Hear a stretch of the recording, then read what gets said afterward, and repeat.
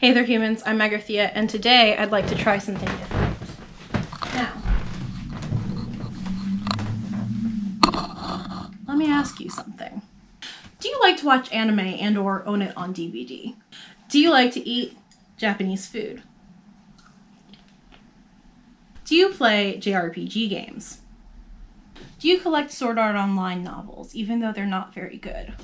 Do you prefer novels by Nishio-sen because they are very good? Do you collect plushies from various animes? Do you own any martial arts practice swords? Did watching Bungo Stray Dogs make you so interested in the characters that you bought not one, not two, but 3 copies of No Longer Human by Osamu Dazai? Do you own a copy of 1Q84, but it's so thick you've never read it and instead just leave it on your coffee table? Do you own any Sailor Moon wall scrolls? Then I have a book for you. Too bad it's never been translated into English.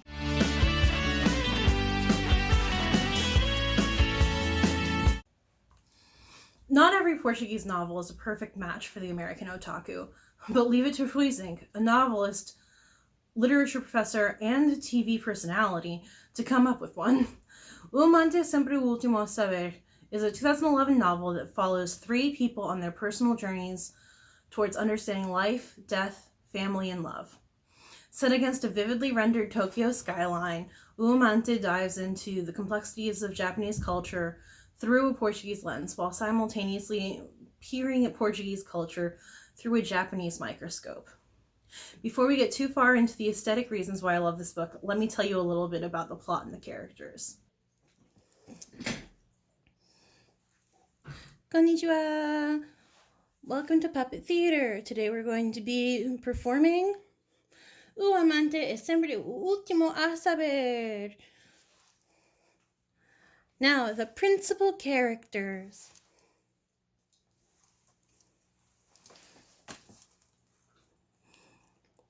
This is Teresa. She's a strong-willed, cold-hearted, ruthless Portuguese politician whose primary joy in life is swimming laps in her private pool. This is Tano. He's a Japanese karate instructor living in Lisbon who's perfected the art of playing the Oriental stereotype in order to survive. Under normal circumstances, these two would have never ever met. But this is Bernardo, Teresa's son and Tano's student. Also, he's a weeaboo. About a year ago, Bernardo went to his sensei. He was depressed, lost in life, practically hikikomori.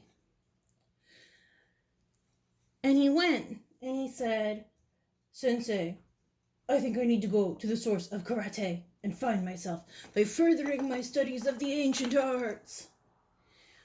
Ain't a bad idea, kid. But you know Japan is a totally modern country, right? "But I must go and train my body until my mind finds peace. Please, Sensei, may I have your blessing?" "But if you say so, you're 22 and can make your own decisions. Good luck!" Naturally, this doesn't go over so well with Bernardo's mom. "Ma, I need to go to Japan for a while." "Okay, with what money?" Can you help me out?" "The last time I helped you out for a trip, you ended up in jail in Thailand for a crime you didn't even commit." Yeah, I just need to get rid of all of that spiritual gunking energy in my karate. I need to go back to the source." "Well, I'm going to regret this, or you're going to regret this. But either way, I guess it's going to happen, so fine, go waste some money. I hope you at least learn your lesson." So Bernardo went to Japan. And culture shock, that's where he learns he's actually a weeb. Japan is nothing like what Sensei taught about the spirit of karate. The modern world has corrupted it at the source. I'm so distressed I can't even enjoy the Catgirl Cafe down the street from my cheap hostel. I'm so dead. And he died. Bernardo dies in Japan. Maybe. Fast track 1 year, and Teresa gets a letter implying that her dead son's experimental life support program has been deemed a failure. So she press gangs Tano into going to Tokyo with her to get to the bottom of things. And that's how we find them at the beginning of the book. Bernardo, questionably dead or alive, Teresa blaming Tano for filling her son's head with wild ideas about the powers of Eastern mysticism, and Tano blaming Teresa for being an inattentive and uncaring mother who drove her son away at every opportunity. Tano also blaming himself for being a failure of a mentor to a kid he'd known was troubled. And then there's Koharu. Have you ever wanted to live forever? Does the prospect of death terrify you, but life fill you with joy and glee? Well, here at Project 13, we can facilitate that, all while creating enough clean energy to power the world for years to come. All we do is take your consciousness from your dying body and upload it to our mainframe. And then, in the process of downloading your mind into a new body, we create clean energy. Just ask Koharu, our first patient. She was 8 years old and terminally ill when she came to us. And now she's a super genius, working at Project 13. I hope that's enough to get you invested in it, and if you can pick up a copy online, please do. It's a perfect read for anyone who's dabbled in mystery, romance, science fiction, and Japanese literature, including anime. Rui Zink is coming for you, Steins Gate. It's certainly not a book for kids, but it's not a tough read for adults either. The first time I read it, I was on an overnight flight from Boston to Lisbon, and I had paper due on it within 24 hours of landing. Needless to say, I read the entire book in one semi-coerced seating and finished before the breakfast was served. I can't even begin to describe how quickly and how deeply I fell in love with this book. It was fun, it was witty, it was engaging, and for the first time I was reading a book in Portuguese at the same kind of voracious speed that I read books in English. I loved the characters and the story so much that I barely noticed I wasn't reading anything in English at all. Amante incorporated all of the things that I love about pop culture: enemies to lovers, romance, mystery, cutting-edge science fiction technology, a quest to bring the dead back to life. Even the way the book is laid out is designed in such a purposeful way so as to achieve its end goal: a messy but complete rumination on the intersections of cultures and lives on the level of the microcosm, and how those findings might encourage us towards a more fruitful whole. Here's the thing though, oh English-speaking human audience of mine. I can recommend this book to high heaven and back down to the gates of Dis, but until somebody picks it up and translates it, I'm just going to have to keep reenacting scenes with Mikasa, Nyanko Sensei, and Poirot. Even though this book has been pretty successful since its publication in 2011, I can't find any evidence that it's been translated into any other languages, let alone English. If you have one, let me know down in the comments below. And I suspect that the reason behind that is because Amante is an extremely transnational novel. And I'm not saying that Americans can't handle literature in translation, even though the publication stats on new lit and translation each year might be saying that. What I'm saying is that, in my experience, American publishing and marketing like to keep things in neat little bubbles. A Portuguese novel by a Portuguese author should be about Portuguese-related things, in that sense. And then the translation will have success being marketed to the generations of immigrants and their children from Portuguese-speaking communities and around the world. That works because they're not just selling a good book, they're selling nostalgia. Amante is a book that takes a flashy prop katana to that bubble and destroys it in search of meaning beyond Portuguese culture and nostalgia. It's concerned with how this tiny tip of Europe and an archipelago wrapped around Asia on the other side of the globe can grow and work together to create new transnational spaces that bring the cultural center away from Lisbon and away from Tokyo, focusing instead on places like Sao Paulo and Hamamatsu as the epicenters of this connection. And though the author and the main characters are primarily Portuguese, the presence of Brazil is strong and continuous throughout the book, and it is, in fact, a book about Japan. So all of these things make O Amante a successful publication in Portugal, and they're all the same things that make me believe that this book deserves to be translated well into dozens of languages or more. They're also some of the barriers to that translation and publication process, because it just doesn't fit the standard norm. Now, whoever's going to translate this book into English for me, yes, future me, if you do it, this also is for you. But especially if you're not future me, I've identified what I think are some pitfalls to look out for that could turn the translation project from good to amateur to offensive if not done right. Let's look at a few of them right now. Number 1, you can't be racist.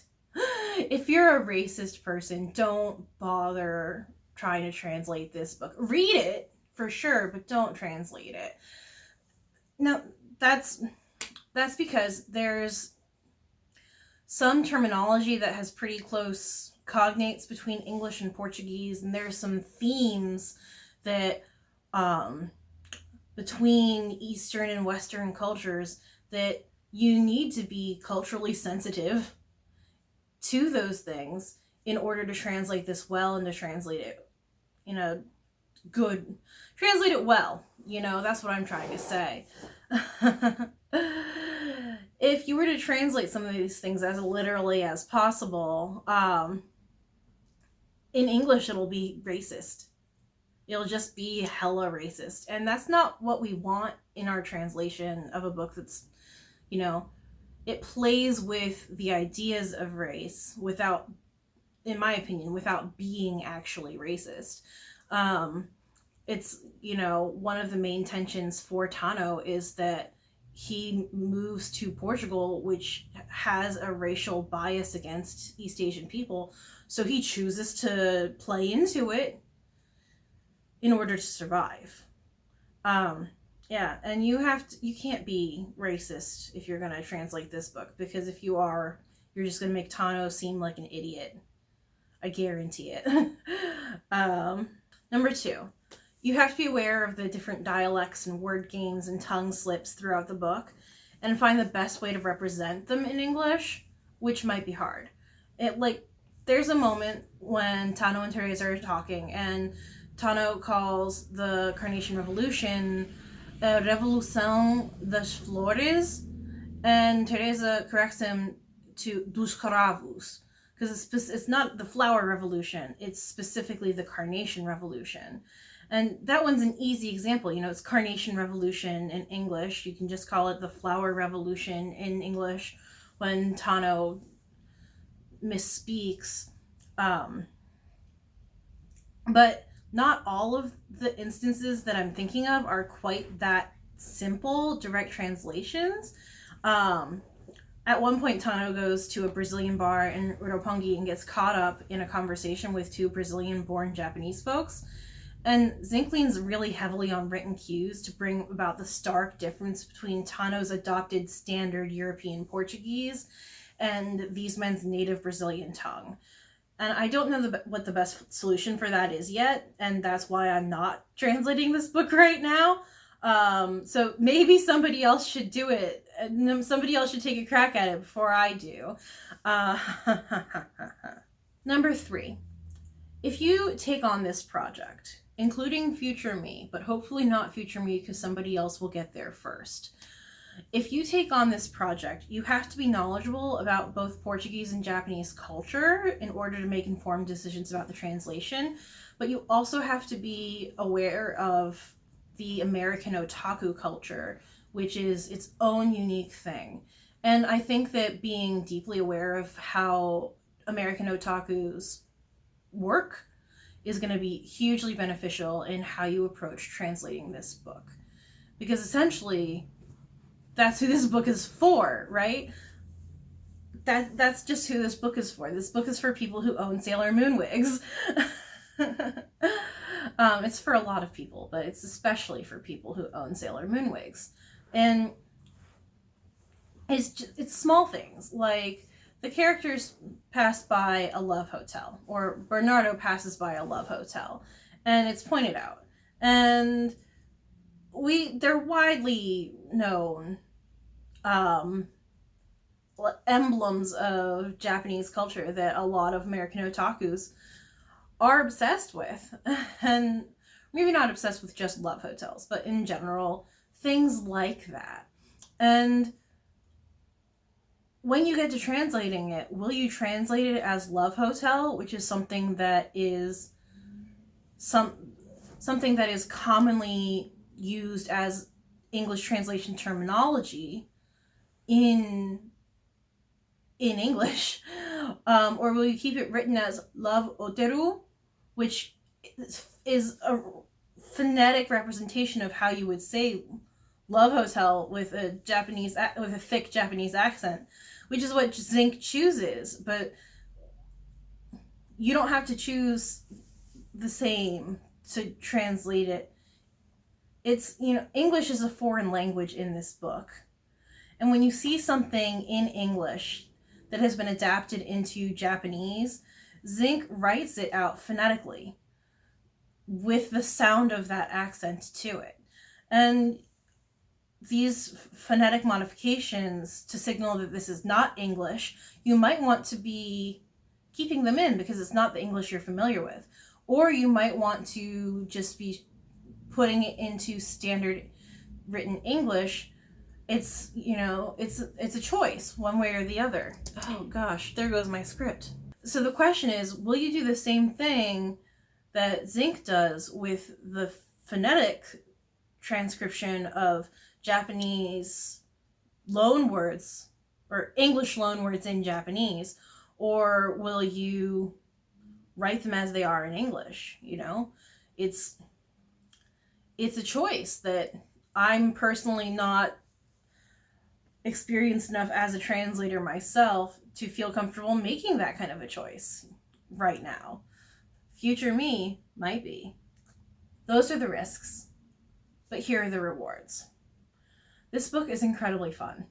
About 2/3 of the dialogue is screwball comedy style witty repartee between Teresa and Tano, which imbues the text with a levity that carries you through even the hard conversations, the places where T&T stall out on each other or insult each other, and especially when they ultimately blame each other for Bernardo's death.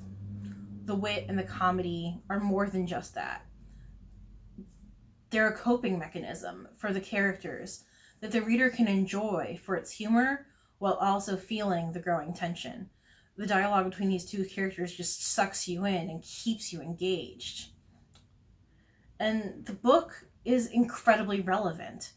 It came out in Portugal 10 years ago, and even though it doesn't directly wrestle with the chaos of the Trump presidency or the pandemic or any of the other global catastrophes that have happened in the past decade, amante has an incredibly astute sense of how people perceive difference in others, the ways in which we determine how people perceive difference in others, the ways in which we dehumanize each other, and ultimately how we can navigate ourselves out of prejudice. Now more than ever, we need good models of that process to be as widely available as possible.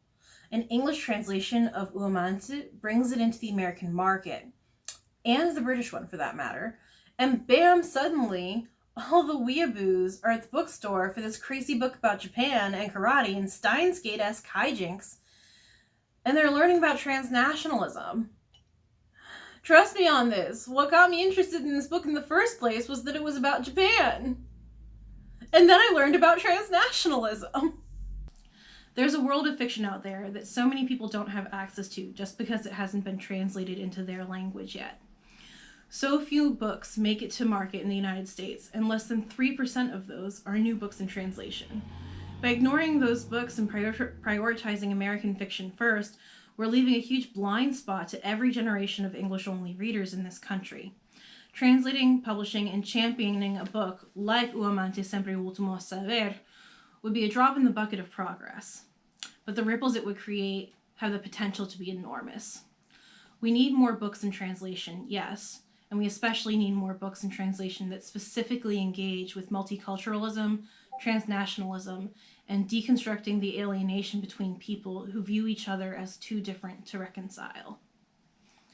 And that, my friends, is why I believe we need O amante sempre, último, saber by Rui Zink in English translation.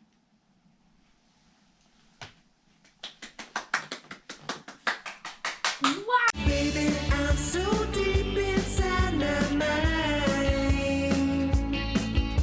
where everything is happening all of the time.